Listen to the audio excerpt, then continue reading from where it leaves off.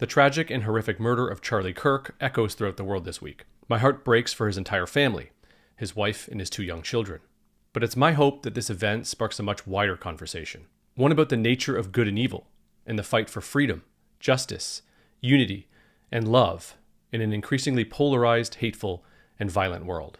Now, before I go further, I want to be clear. This episode is going to be a little different than what we usually do on No Second Best. This is more of a personal message from me, so please don't view it as any kind of official company statement. I feel like in moments like this, it's important to pause, reflect, and speak to the deeper values that Bitcoin represents. And I feel the need to say right out of the gate that this is not a political video. As many of you already know very well, Bitcoin transcends the political divide as the one form of money that stands above any political party allegiance. In many ways, written into the Bitcoin source code is the core tenets of human value and dignity. Freedom. Freedom of speech, freedom to transact peaceably, the right to truly own property, and the right to secure the fruits of your labor without confiscation or censorship. Bitcoin encodes these principles not as promises from politicians, but as mathematical guarantees. And that's why, even in the face of tragedy, we return to first principles.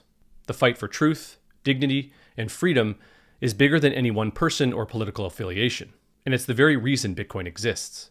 Charlie Kirk may have been an outspoken and controversial political commentator, but he was also a human being. A husband, a father, a son. He was also someone who believed very strongly in the freedom to openly discuss and debate ideas as a way to deter succumbing to violence. And he was also someone who believed in Bitcoin. Here's what he had to say on the Iced Coffee Hour podcast with Graham Stephan.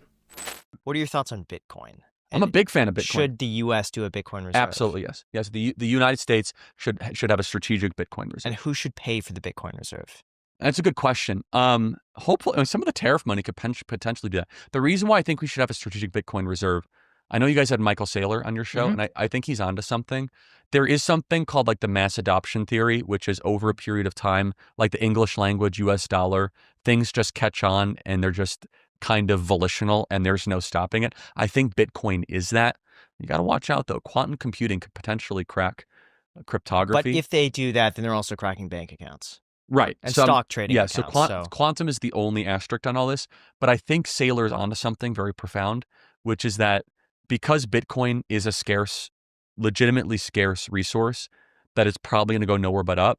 So Saylor makes a very provocative argument that Bitcoin could go up 10x over the next 10 years or something like that, which therefore, if we start a Bitcoin strategic reserve, it could pay for the national debt and like basically cover our losses on the deficit. But I think that I think the United States government should be invested in crypto without a doubt. I tend to agree with Michael Saylor that it's more likely to go to 1 million than 0. Yes, I think that's right.